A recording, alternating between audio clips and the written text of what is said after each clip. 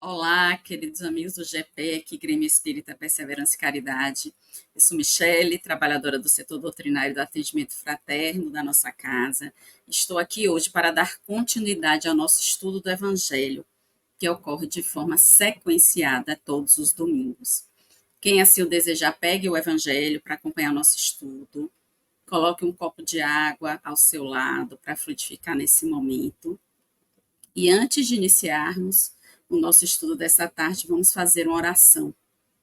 Vamos sentar numa posição confortável, respirar tranquilamente, procurando nos conectar com o aqui, com o agora, fechando os olhos quem assim o desejar. E vamos sintonizar com o Mestre Jesus, com a espiritualidade maior que coordena os trabalhos dessa tarde. Vamos pedir que nos intua, nos abençoe a todos aqui presentes, que estejam agora ou no futuro próximo nos assistindo, que possamos emanar vibrações de amor, de paz, fluidos curadores, fluidos fortalecedores, para que possamos começar a nossa semana de uma forma tranquila, de uma forma abençoada, em conexão com a espiritualidade maior. Que assim seja. E nós vamos hoje dar continuidade ao nosso estudo no capítulo 18, que é o título do capítulo, é Muitos os chamados e poucos escolhidos. Nós estamos no item 10. Muito se pedirá àquele que muito recebeu. Kardec nos traz um trecho de Lucas 12, versículo 47 e 48, onde ele diz: o servo que souber da vontade do seu amo e que, entretanto, não estiver pronto e não fizer o que dele queira o amo, será rudemente castigado. Mas aquele que não tenha sabido da sua vontade e fizer coisas dignas de castigo, menos punido será. Muito se pedirá a quem muito se houver dado, e maiores contas serão tomadas àquele a quem mais coisas se haja confiado. Lucas, capítulo 12, versículo 47 e 48. Essa é considerada uma das três parábolas da vigília ou da vigilância, e que são elas as três. O tempo de vigilância, que está em Mateus 24, é aquela parábola que compara a chegada de Jesus, a chegada de Noé, né, quando Mateus nos diz, né, então, estando dois no campo, um será levado e deixado o outro, estando duas moendo o moinho, uma será levada e deixada a outra. Vigiai, pois, porque não sabeis a que horas há de vir o vosso Senhor. A segunda parábola da vigilância é a parábola bem conhecida das 10 virgens, que está em Mateus 25, onde haviam 5 virgens prudentes e 5 virgens nécias, né? E elas estavam à espera do noivo que iria chegar. E as virgens nécias, elas não tinham azeite suficiente. Quando adormece e o noivo chega, elas ficam sem o azeite, né? Então, termina a parábola assim. E depois chegaram também outras virgens dizendo: Senhor, Senhor, abre-nos, essas virgens que não tinham azeite. E ele respondendo disse: em verdade vos digo que vos não conheço. Vigiai, pois que não sabeis o dia nem a hora que o Filho do Homem há de vir. Mas Kardec ele escolhe essa última parábola, que é chamada também a parábola do servo fiel, que está em Lucas 12, para a gente entender um pouco mais da intenção de Kardec ao trazer essa parábola para a gente. Eu vou lê-la desde o início para a gente entender em qual situação ocorre esse versículo 47 e 48, que é o que Kardec escolheu para destacar aqui nesse item, né? Começa assim, em Lucas 12, 35. Estejam cingidos os vossos lombos e acesas as vossas candeias. Ou seja, mais uma vez, o cingir os lombos era porque as roupas eram muito longas. Então, quando o servo estava trabalhando, estava na sua missão, no seu trabalho, ele amarrava, subia um pouco a veste e amarrava com uma corda, alguma coisa que se chama cingir os lombos. Isso significava que ele estava preparado para trabalhar. E acesas as vossas candeias. Mais uma vez, a ideia das candeias, como nas virgens, né, que as virgens prudentes estavam com as candeias acesas durante toda a noite, ou seja, estejamos vigilantes todo o tempo e prontos para o trabalho, para o servir todo o tempo. E continua em Lucas. E sede vós semelhantes aos homens que esperam seu Senhor, quando houver de voltar das bodas, para que quando vier e bater, logo possam abrir-lhes. Quem era o Senhor? Emmanuel, ele sempre nos diz isso, né? Que o Senhor seria o Cristo em um noivado conosco, com a humanidade. Então, estaríamos à espera desse Senhor, que na verdade aqui seria o noivo. Os noivados nessa época duravam muito tempo, então os servos não sabiam em que momento exato o seu senhor ia chegar. E segue na parábola, portanto, estáis vós também apercebido, porque virá o Filho do Homem a hora que não imaginais. E disse-lhes Pedro, Senhor, dizes essa parábola para nós ou para também a todos? Então, não é à toa que Pedro pergunta isso para Jesus, porque aqui Jesus estava se referindo especificamente àqueles que tinham algum grau de conhecimento espiritual. Por isso que Pedro traz, né? Se ele dizia para todo mundo ou para eles, os apóstolos, os discípulos, os conhecedores da verdade do Cristo, né? Seguindo na parábola. Então, aí mais para frente, para a gente não se alongar muito, a parábola se encerra assim: e o servo que soube a vontade do seu senhor e não se aprontou, nem fez conforme a sua vontade, será castigado com muitos açoites. Ou seja, quem conhece, tem o conhecimento da verdade espiritual e não a pôs em prática. Mas o que não a soube e fez coisas dignas de açoite, com poucos açoites será castigado, e a qualquer que muito foi dado, muito se lhe pedirá, e ao que muito se confiou, muito mais se lhe pedirá. Então, aqui claramente, essa questão da vigilância, ela pode ser interpretada como a responsabilidade, né? A responsabilidade pelo conhecimento, trazendo aqui para a nossa realidade. Nós, conhecedores da doutrina espírita, temos a responsabilidade de difundir esse conhecimento, né? De dar o nosso testemunho, tanto com a nossa ação, como no sentido de espalhar o conhecimento. Se eu tenho o dom da palavra, de eu falar, se eu tenho o dom da escuta, de eu prestar assistência no atendimento fraterno, né? Lembrando sempre, né, que antes de mais nada, o que é que Jesus nos traz em Mateus 26:41? Vigiai e orai. Então, a vigilância é um atributo de quem está comprometido com o ideal.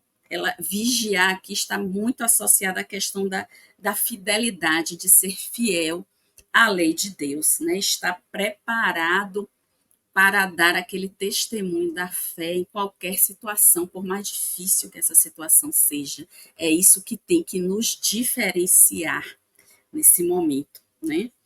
Então, por isso que e Kardec segue no item 11, nos trazendo João 9, 39 a 41. Vim a este mundo para exercer um juízo, a fim de que os que não veem, vejam, e os que veem se tornem cegos. Alguns fariseus que estavam com ele, ouvindo essas palavras, lhe perguntaram: também nós, então, somos cegos? Respondeu Jesus: se fosseis cegos, não teríeis pecados, mas agora dizeis que vedes, e é por isso que em vós permanece o vosso pecado. Claramente, Jesus está falando aqui da visão espiritual, não da visão física, material, né? Então, assim como quando o cego Bartimeu chega até Jesus, obviamente, por ser cego, o que é que ele queria ver? Mas Jesus o pergunta, né? O que você quer que eu te faça? E ele responde, Senhor, que eu veja, mas ele não estava se referindo ali apenas à visão física, né? Ele estava se referindo à visão espiritual, tanto que depois ele segue Jesus, ele continua com Jesus, né? Então, é essa verdade aqui que Kardec tenta nos trazer, exemplificando com esse trecho da passagem. E se há alguma dúvida, né, que Kardec trouxe essa passagem para falar diretamente sobre nós na vivência na doutrina espírita, ele esclarece bem a miúde nos itens que se seguem, nos seus comentários. No item 12, ele continua. Principalmente ao ensino dos espíritos é que essas máximas se aplicam. Quem quer que conheça os preceitos do Cristo e não os pratique é certamente culpado. Contudo, além de o evangelho que os contém achar-se espalhado somente nos seios das seitas cristãs, mesmo dentro destas, quantos há que não o leem? E entre os que o leem, quantos que não compreendem? Resulta daí que as próprias palavras de Jesus são perdidas para a maioria dos homens, porque quantas vezes nós lemos toda a codificação, lemos toda a obra de André Luiz, né? Eu, uma certa feita, fui dar uma facilitação num grupo do ESD e eu fui interpelada por uma aluna que ela falou, mas me sugiram uma literatura. Eu falei, não, você pode começar pela obra da codificação. Ela, não, mas eu já li a codificação. Eu falei, então passe para as obras de André Luiz. Mas eu já li toda a obra de André Luiz. E ela estava ali ainda como uma assistida do atendimento fraterno em extremo desequilíbrio. Ou seja, tudo aquilo que ela tinha lido, ela não, ou era, como Kardec diz aqui, ou ela leu e não compreendeu, ou ela não conseguia pôr aquilo em prática. Então, muitas vezes, você lê um único livro, mas aquele livro você põe em prática no seu dia a dia. E às vezes você pode ter um Kindle, como eu utilizo muito o Kindle, e tem uma biblioteca dentro desse Kindle de 3.000 livros e não conseguir nem se ajudar, quanto mais ajudar uma outra pessoa. Né? E continua Kardec. Aquele, portanto, que não aproveita estas máximas dos ensinos dos espíritos para melhorar-se, que as admira como coisas interessantes ou curiosas, que muitas vezes a gente vê isso, quem está interessado apenas no fenômeno, em ver o fenômeno, sem que ele toque o coração, ou seja, sem que o vejam de verdade, né? Como está no item 11, sem que você enxergue de verdade. Que não se torna nem menos vão, nem menos orgulhoso, nem menos egoísta, nem menos apegado aos bens materiais, nem melhor para o seu próximo. Mais culpado é, porque mais meios tem de conhecer a verdade. Ou seja, eu tenho conhecimento, mas não coloco absolutamente nada disso em prática, nem para mim e nem para o auxílio do outro. E Kardec encerra com um recado particular para os trabalhadores da seara mediúnica. Ele diz que os médiuns que obtêm boas comunicações, ainda mais censuráveis são, se persistem no mal, porque muitas vezes escrevem sua própria condenação, e porque, se não os cegasse o orgulho, reconheceriam que a eles é que se dirigem os espíritos, mas em vez de tomarem para si as lições que escrevem ou que leem escritas por outros, têm por única preocupação aplicá-las aos demais, confirmando assim estas palavras de Jesus. Vedes um arqueiro no olho do vosso próximo e não vedes a trave que está no nosso. Isso às vezes acontece muito quando estamos na seara mediúnica e recebemos uma mensagem e a gente fica, para quem é essa mensagem? A gente fica às vezes pensando, né, locubrando para quem é essa mensagem, ou assiste a uma doutrinária e as palavras daquele preletor, né, daquele palestrante, a gente fica dizendo assim, aquela pessoa deveria estar aqui para escutar isso. Isso foi para o meu marido, isso foi para o meu filho, isso foi para aquele amigo que eu tive aquela desavença. Não, aquelas palavras são para você. Então, e principalmente às vezes nós estamos ou ministrando uma aula, ou ministrando uma palestra, ou aqui no estudo do Evangelho, as primeiras pessoas beneficiadas somos nós, o ouvido mais próximo é o nosso. Então, a gente tem que encarar isso como um recado para nós. O médium recebe uma mensagem, a mensagem, ele tem que tirar o proveito daquela mensagem, senão aquela mediunidade ali fica uma mediunidade estéril, ela não dá bons frutos. Né? Então, é mais ou menos isso que Kardec nos traz aqui. E segue Kardec por essa sentença. Se fossem cegos, não teria esse pecado. Que Jesus significar que a culpabilidade está na razão das luzes que a criatura possua. Ora, os fariseus que tinham a pretensão de ser eram, com efeito, os mais esclarecidos de sua nação.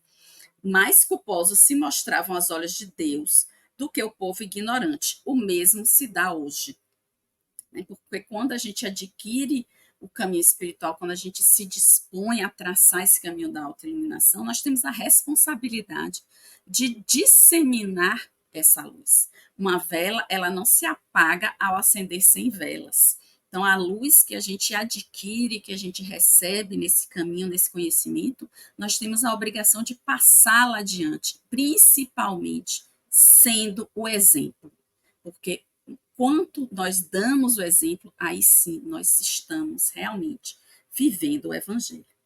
Segue Kardec. Aos espíritas, pois, muito será pedido, porque muito hão recebido, mas também aos que houverem aproveitado, muito será dado. Aproveitado como? Né? Usando essa luz maravilhosa que nos traz a doutrina espírita para multiplicar e iluminar o máximo de pessoas com o nosso conhecimento. Então, Kardec, né, é muito claro aqui. Ele diz no finalzinho já do nosso trecho: o primeiro cuidado que todo espírita sincero deve ser o de procurar saber se, nos conselhos que os espíritos nos dão, alguma coisa há que ele diga a respeito. Ou seja, eu recebi aquela mensagem, eu estou ali como esclarecedora na seara mediúnica, eu estou ali escutando aquela palestra, aquela doutrinária ou aquele podcast, o que há ali, né, que nos traz de ensinamento para mim, né, em primeiro lugar, o que eu posso apreender, realmente ver daquilo ali, né, ter o conhecimento real. E encerra Kardec: o Espiritismo vem multiplicar o número dos chamados. Pela fé que faculta, multiplicará também o número dos escolhidos. E assim a gente encerra, né, o nosso estudo de hoje. E vamos mais uma vez nos colocar numa posição confortável, sintonizar com o Mestre Jesus, com a espiritualidade maior. Vamos vibrar por cada um de nós aqui presentes, para que possamos cada vez mais ter olhos de ver realmente com sinceridade, que possamos multiplicar cada vez mais tudo o que aprendemos, colocando em prática nossas ações, nossos ensinamentos. Vamos vibrar pelos trabalhadores do GPEC, vamos vibrar pelos nossos familiares, pelos nossos amigos, pela nossa cidade, pelo nosso estado, pelo nosso país, e que possamos ter uma semana produtiva e abençoada. Que assim seja. Muita paz.